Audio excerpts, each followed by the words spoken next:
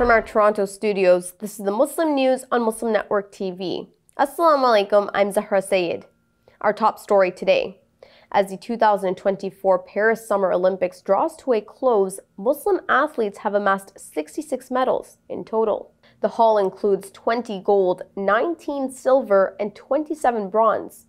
Key highlights include Arshad Nadeem of Pakistan, who set an Olympic record in javelin throw, marking Pakistan's first Olympic gold in athletics in 32 years. Sifan Hassan, a native of Ethiopia who was representing the Netherlands, won gold in the women's marathon competition. Ethiopia's Tamira Tola won gold in the men's marathon, and Egypt's Ahmed El Gandhi triumphed in the modern pentathlon.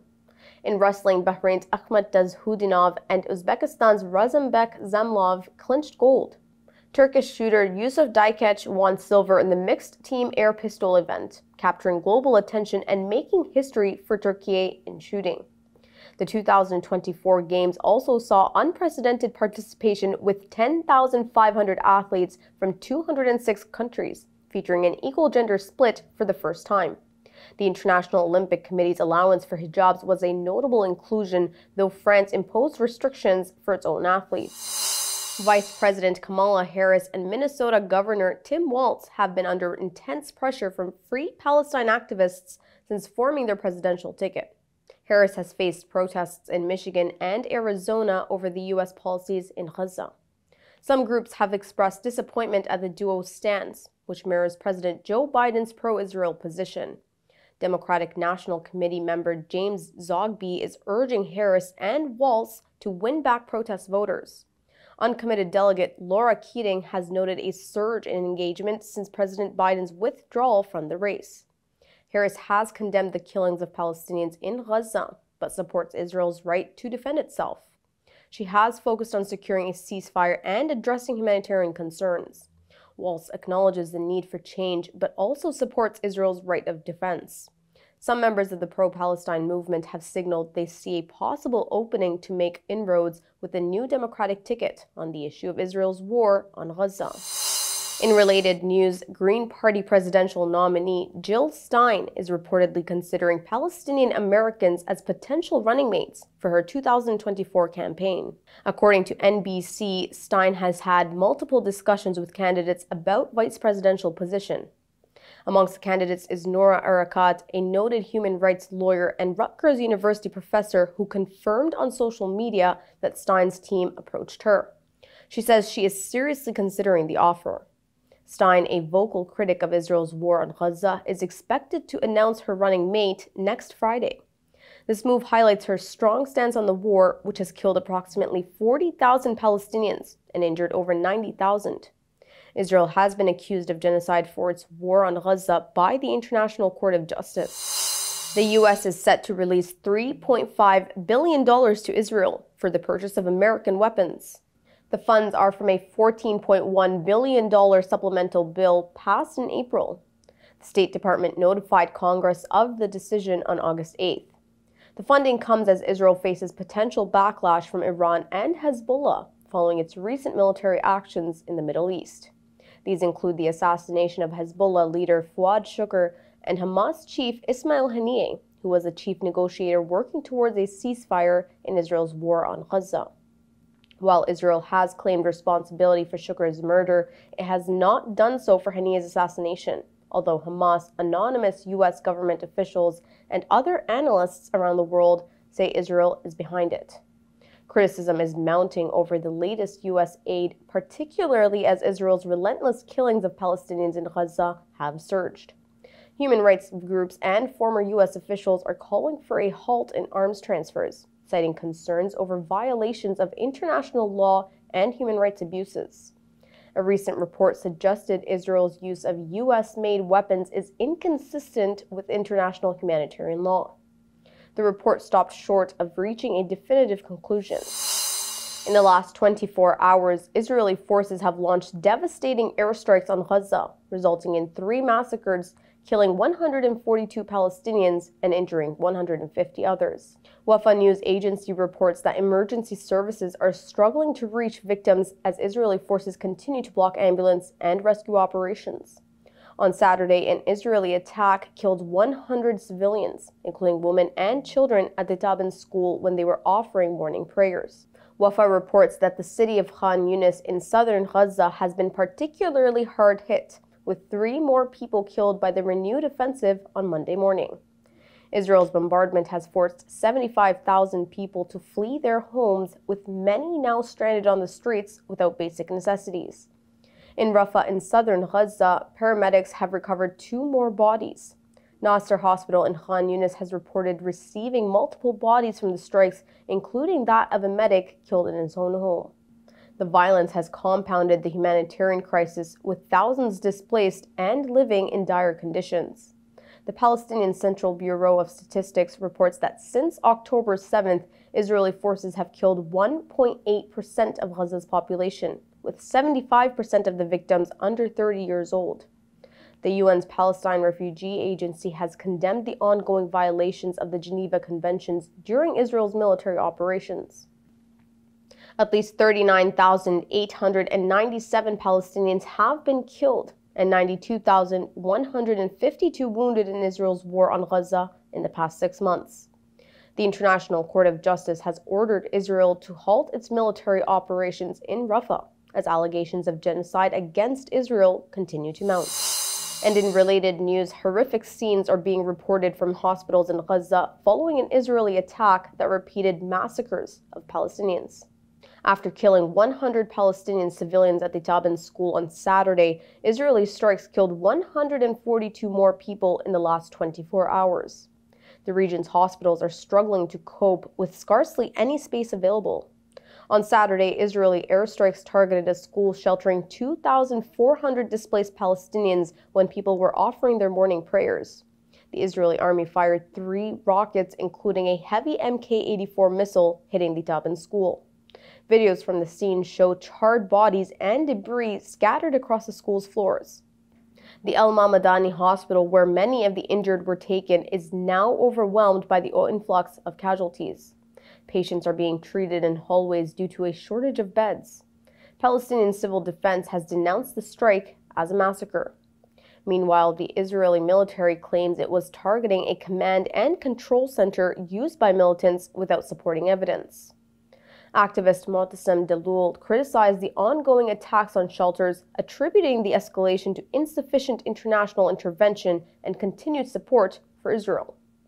According to Palestinian officials, Israel has targeted at least 172 shelters, mostly schools, since the assault began in October 2023. Last month, the UN Agency for Palestinian Refugees, or the UNRWA, said Israeli forces had bombed nearly 70% of its schools in Gaza, killing more than 500 people. Sanders leads progressive push at the Progressive Central 2024. Details come after the break. Stay tuned and we'll be right back.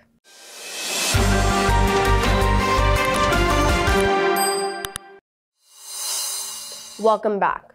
Senator Bernie Sanders is set to attend the Progressive Central 2024, a pivotal event scheduled just before the Democratic National Convention in Chicago. The 2-day gathering, organized by Progressive Democrats of America, or the PDA, and several key allies, will feature top progressives, including Pramila Jayapal and Nina Turner. Set for August 18th and 19th at the Chicago Teachers Union building, the event aims to showcase a practical, forward-looking agenda addressing core concerns of American households. PDA's Alan Minsky has emphasized the event's focus on presenting a united, realistic vision for progressive politics, countering media portrayals of progressives as fringe. Influential speakers and leaders will rally for a shared progressive vision. The event seeks to energize the movement and highlight its broad appeal as November's election approaches. Sanders remains an independent lawmaker representing Vermont in the U.S. Senate, but he caucuses with the Democrats and has been one of the Biden administration's key supporters on a number of issues. Sanders stood by Biden's 2024 campaign even as it struggled.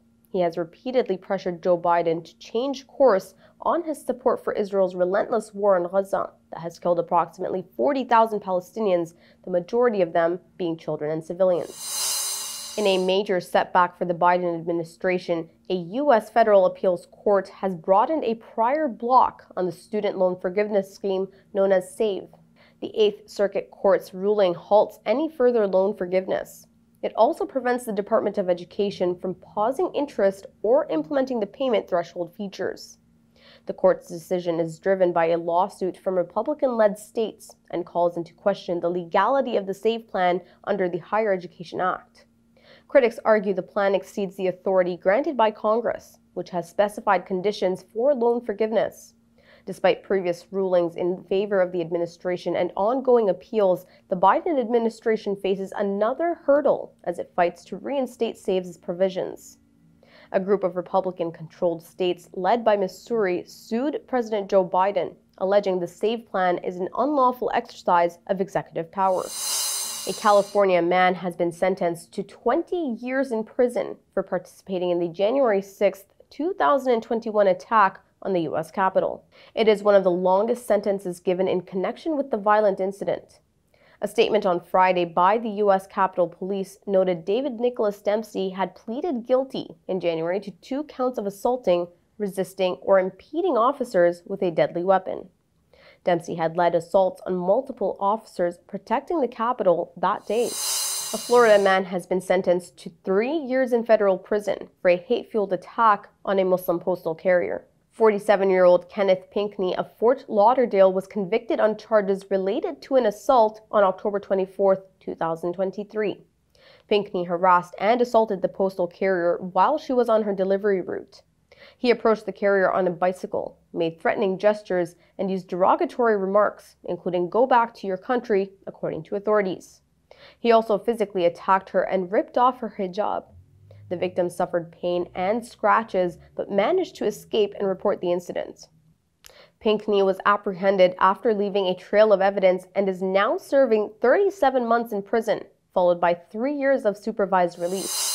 A deadly drone strike near the border of Bangladesh and Burma has devastated the Rohingya community, killing more than 200 and forcing hundreds to return to their hometowns. The attack carried out by the Arakan Army rebel group targeted fleeing Rohingya Muslims near the Naf River, separating the two countries. Despite the risk, many Rohingya are trying to escape to Bangladesh or areas controlled by the rebels.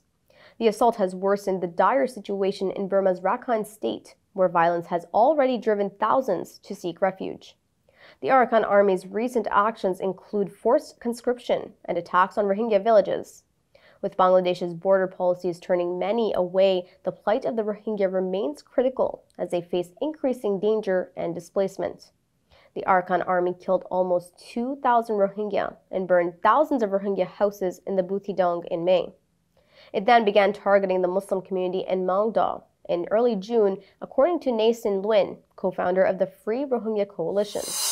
Kashmiri leader Mirwais Umar Farooq has strongly opposed the Indian government's proposed amendments to Waqf of Muslim endowment laws. Farooq warned changes would disempower Muslims, particularly in Jammu and Kashmir. He criticized the amendments as direct interference in religious matters, drawing sharp reactions from various quarters. After protests by opposition parties, the bill has been sent to a joint parliamentary committee for further reading and scrutiny. Critics argue the changes represent a government takeover of Waqf boards. Meanwhile, Indian Minority Affairs Minister Kiran Rijiju defended the bill, claiming extensive consultations were held. There are over 350,000 registered Waqf estates, over 800,000 immovable properties, and greater than 16,000 movable properties nationwide, according to the government-run Waqf Assets Management System of India. That's all from our Toronto studios. Thank you for tuning in. You can subscribe to our YouTube channel and hit the bell icon for the latest updates. Your support is needed more than ever to continue our mission of providing informative, educational, and inspiring content to Muslims in North America and around the world. Donate now by visiting muslimnetwork.tv/donate. For more content, keep watching Muslim Network TV or visit muslimnetwork.tv. Assalamu alaikum.